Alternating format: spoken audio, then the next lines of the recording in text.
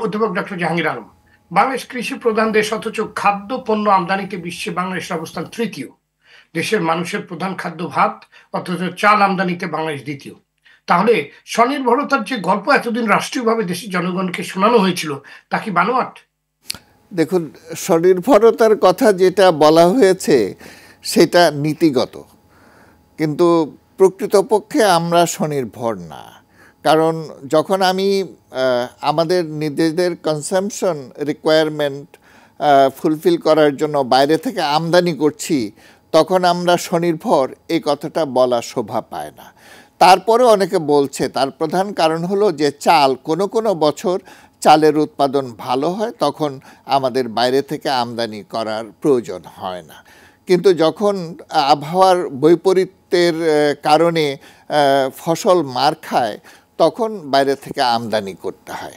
আরেকটি বিষয় হলো যে এই যে জিনিসপত্রের দ্রব্যের দাম যে কখনো বাড়ে কখনো কমে, তার কারণ হলো যে একটা প্রোডাকশন পিরিয়ড, উৎপাদন মৌসুমে সাধারণত দ্রব্যমূল্যটা কম থাকে, কিন্তু লিন পিরিয়ড যেটা নিষ্ফল মৌসুম, তখন জিনিসপত্রের দাম বেশি থাকে। এরপরেও বলতে হবে যে আমাদের তো একটা অনেক বড় জনসংখ্যা এবং আমাদের কনসামশন রিকোয়ারমেন্ট অনেক বেশি।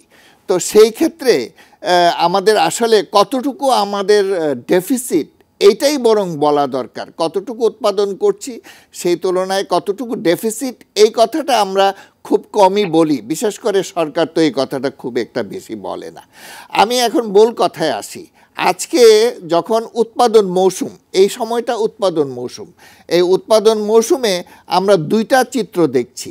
একটা হলো যে আমরা জানি যে উৎপাদন মৌসুমে দাম কমে, কিন্তু চালের দাম বাড়ছে, কিন্তু সবজির দাম কমছে। সবজির দাম এক মাস আগে যা ছিল এখন তার অর্ধেকেরও কমে নেমে এসছে, এবং কনজিউমারদেরকে কিন্তু খুব বেশি কমে যে কিনতে হয় তা না, বেশ দাম দিয়ে কিনতে হচ্ছে। কিন্তু মুশকিলটা হলো যে যেখান থেকে কৃষক বিক্রি করছে সেখানে দামটা কমে গেছে।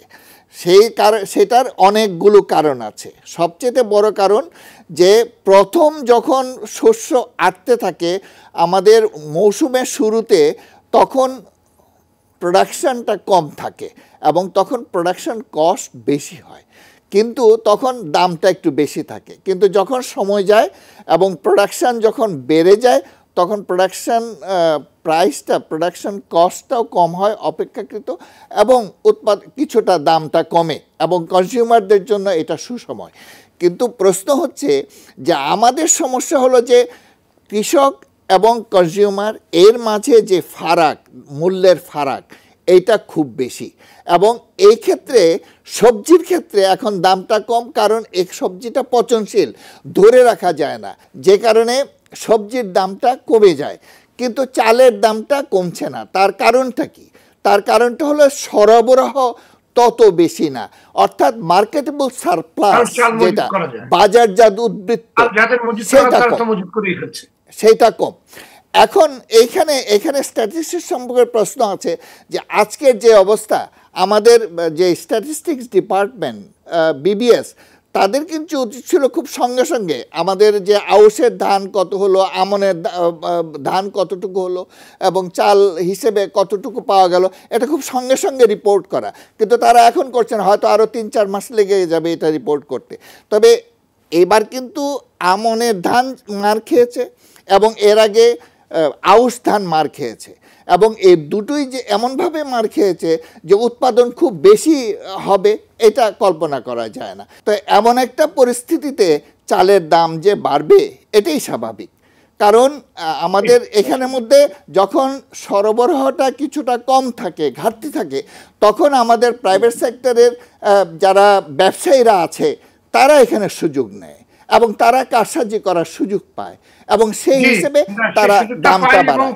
এবং এখন যে দামটা বাড়ছে এটা কিন্তু মিল গেটে বাড়ছে।